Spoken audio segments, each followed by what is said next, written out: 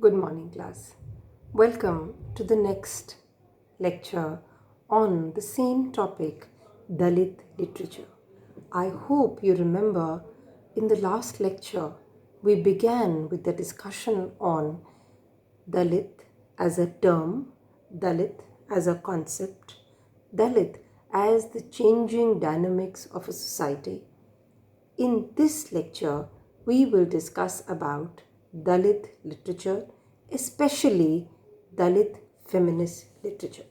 A quick reminder of the fact that this lecture is going to cover a part of your syllabus, which is the story A Childhood's Tale written by Urmila Pawar, a very popular Dalit feminist writer. Moving on to the topic of Dalit feminist literature. The issue of the oppression of Dalit women went unnoticed for a long time, and this should not come as a surprise to us, for we as women in the society have observed that majority of our concerns, majority of our real concerns go unnoticed in the patriarchal structure that we are living in. And Dalit women, being the lower caste women, are doubly deprived of the chances of growth and development than other women. Now, this that went unnoticed for a long time was taken up neither by feminist politics nor the movement which was addressed as the Dalit movement, which we covered in the previous literature. Now, a prominent Dalit writer, Gail Omvet, observes that the Dalit woman's oppression was indeed double, as a Dalit and as a woman, but the Dalit movement represented only the middle class woman and not the woman from poorer or rural backgrounds. Women from such backgrounds feared not only personal and social dishonor, but even the right to minimum physical safety. In terms of physical safety, Indian women, Asian women, American women, Australian women, Canadian women, women from across the globe feel that they are threatened. Imagine the plight of Dalit women. How doubly threatened do they feel? And you could witness or you could agree to this fact because majority of cases that you see that are being reported in newspapers are atrocities committed on Dalit women, a much larger quotient to other caste women. Now, in the domestic or private sphere, Dalit women feared verbal and physical abuse, whereas in the public sphere, Dalit women suffered from forced, unpaid, and often indentured labor conditions, which were further worsened by sexual harassment. This has also been brought about by R.S. Khare in an article, Elusive Social Justice, Distant Human Rights, Untouchable Women's Struggles and Dilemmas in Changing India. In the book, Changing Concepts of Rights and Justice in South Asia. I'll repeat, you can note down the name of the book, Changing Concepts of Rights and Justice in South Asia, and the article is written by R.S. Khare titled Elusive Social Justice, Distant Human Rights, Untouchable Women's Struggles and Dilemmas in Changing India. The Dalit women's interests were either pushed aside or lost within serious male power politics.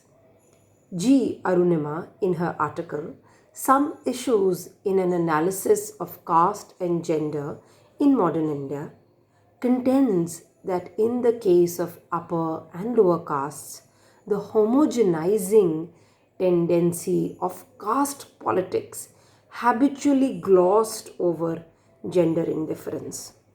Besides, as caste politics has always been dominated by male leaders, the issue of gender is either subsumed with the general rhetoric or simply set aside as trivial or frivolous. The problems of Dalit women and the challenges facing them were either sidelined or merged with the standard discourse of Dalit literature. Narratives by the upper caste writers revealed that the sexuality of the upper caste women was to be jealously protected from violation by upper caste men. However, upper caste men were allowed sexual approach to lower caste women with or without their consent, as such adventures did not endanger the ideational and material access of caste society but rather reinforced them. And I hope you remember that in the previous lecture that we did in the class, there was a story that we read by another famous Dalit writer, Mahashwata Devi, where you had seen a Dalit woman being abused by her own, by the oppressors offered by the higher caste, and also by the same people who were put on duty to protect her.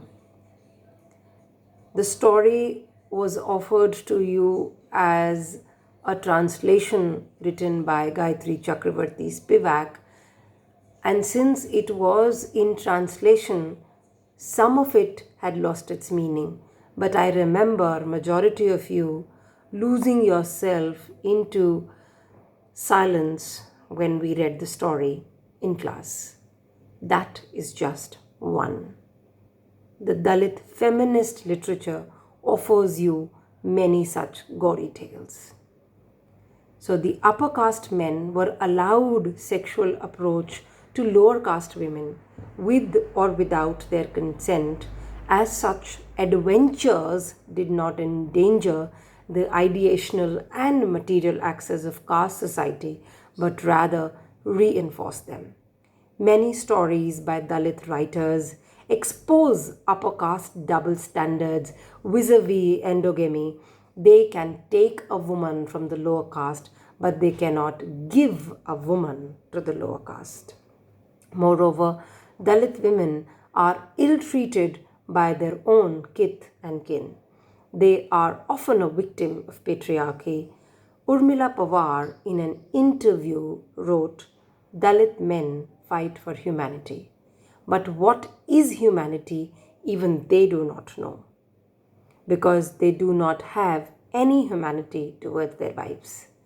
Urmila says this is the context of her elder sister being beaten up by her husband when she was pregnant, and also troubled by her in-laws who made her do entire work of the house in addition to her official duties. In the same interview, Urmila mentions the case of a pregnant woman who is kicked by the women of her own community till the fetus is aborted. Urmila is shocked by the cruelty of such women who recounted the incident as if they had performed some act of bravery. Remember, there was a similar story, Draupadi, that I mentioned earlier, which brought to light similar facts of violence. Now, the lack of social awareness and being rooted in rituals, Dalit women fail to lend support to members of their own class. In such context, Urmila Pawar's book, co-authored by Meenakshi Moon, Amihi Itihas Gadala, We Also Made History, which is a book in Marathi, assumes a lot of significance. Urmila Pawar mentions in this book that women participated in the Dalit movement led by Baba Sahib Ambedkar just as men. In fact, Pawar carried out her research on the role played by Dalit women in the movement led by Dr. Ambedkar. Pawar found that some women were very articulate about their husbands' strong dislike for their movement, participation, and especially women moving out of their homes to support this. However, Dr. Ambedkar clearly encouraged the participation by women and forbade them from wasting too much time in cooking food. We need another Dr. Ambedkar. He always asked the workers of the movement to bring their wives along with them. The last decade saw the emergence and assertion of separate Dalit Bahujan women's organization, both at the national and regional levels. Excluded from political and cultural spheres, Dalit women movements have sought to transform both Dalit and feminist politics in India. They have fought against the reproduction of caste and its malpractices within modern spaces like universities, bureaucracies, and within the women's movement as well as women's studies.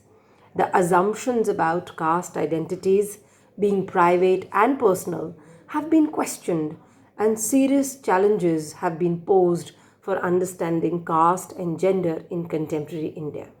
Some of the famous Dalit women writers include Kumud Pavade, Urmil Pawar, Shantamai Kamble, Mukta Saravgud, Shantini Bai Dani, Vimal More, and Janabai Girehe. You are fortunate that you have one such writer in your syllabus who will bring to you the truth of the Dalit women in India.